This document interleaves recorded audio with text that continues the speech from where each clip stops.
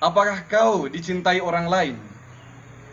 Siapa saja yang kau yakin mencintaimu? Apakah kau percaya orang lain mencintaimu? Saudara terkasih, sering kita ditanya apakah kita mampu mencintai orang lain?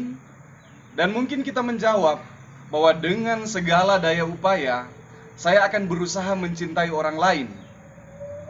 Tetapi jarang kita bertanya, apakah saya percaya akan cinta orang lain kepadaku? Cinta ayah, cinta dari ibu, cinta dari saudara-saudari, cinta dari pasangan hidup, atau mungkin orang lain yang dekat dengan kita.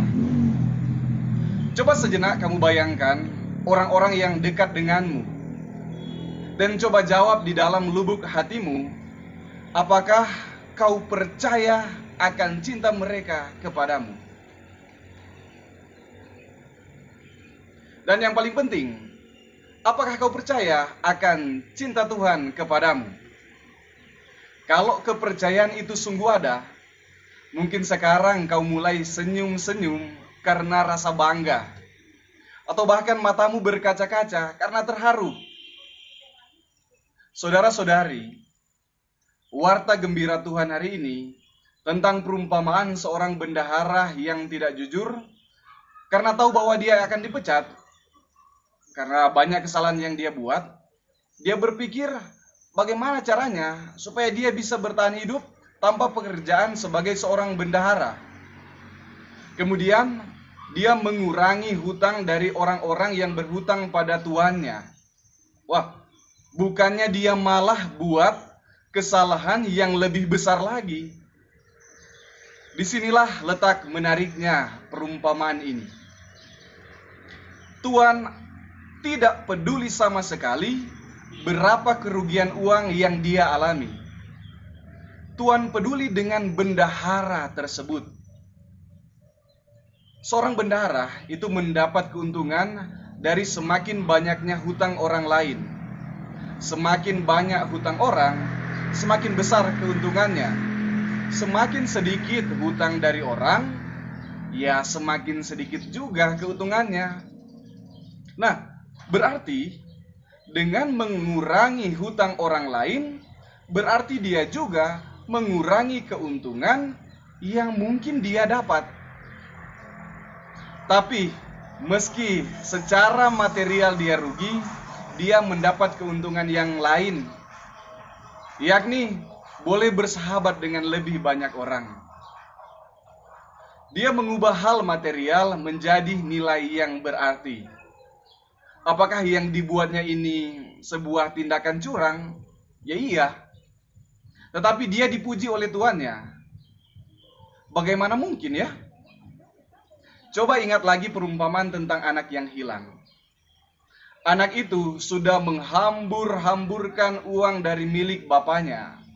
Tetapi karena ia mau kembali kepada bapaknya, bapaknya menyambutnya. Bahkan dia buat pesta. Apakah anak itu salah? Iya, dia salah. Tetapi bapak lebih peduli kepada anak itu daripada kesalahan yang ia buat. Allah sangat membenci dosa, tetapi ia tidak pernah membenci pendosa. Sama seperti perumpamaan hari ini. Bendahara itu sudah berbuat curang, tetapi karena cerdik, makanya ia dipuji oleh tuannya.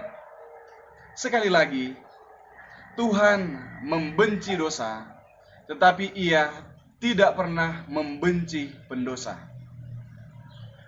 Dalam hidupnya, Yesus bergaul dengan semua orang, termasuk para pendosa. Karena baginya, justru kepada mereka ia diutus, supaya semakin banyak orang mengalami kebahagiaan surga. Yesus menjadi tanda nyata Allah yang peduli, Allah penolong, Allah yang penuh cinta. Bagi dia, kita semua punya kesempatan untuk mengalami kebahagiaan kekal. Bagi dia, kita semua punya kesempatan untuk bertobat. Bagi dia, kita semua punya kesempatan untuk belajar dari kesalahan-kesalahan dan mengubahnya menjadi sebuah nilai kehidupan. Misalnya, nilai persahabatan dengan orang lain dan tentu dengan Tuhan sendiri. Saudara-saudari, pesan apa yang baik bagi kita? Mungkin dalam hidup Anda menemukan kelemahan atau kekurangan. Bahkan mungkin Anda merasa orang paling berdosa di muka bumi ini karena satu kesalahan yang Anda buat yang mungkin sangat memalukan bagi Anda. Bendahara yang tidak jujur juga buat kesalahan. Tetapi ia dipuji oleh tuannya karena rela mengurangi keuntungan yang dapat ia peroleh untuk bisa berteman dengan orang banyak. Dalam segala kelemahan yang kita punya, Tuhan selalu punya alasan untuk mau menyatakan bahwa Anda sungguh berharga di matanya. Ia bisa mencari dan bisa menemukan setitik terang dalam diri kita. Ingatlah, ia benci dosa, tetapi ia tidak pernah membenci pendosa. Akhir kata, selalu percaya akan cinta Tuhan atas diri kita.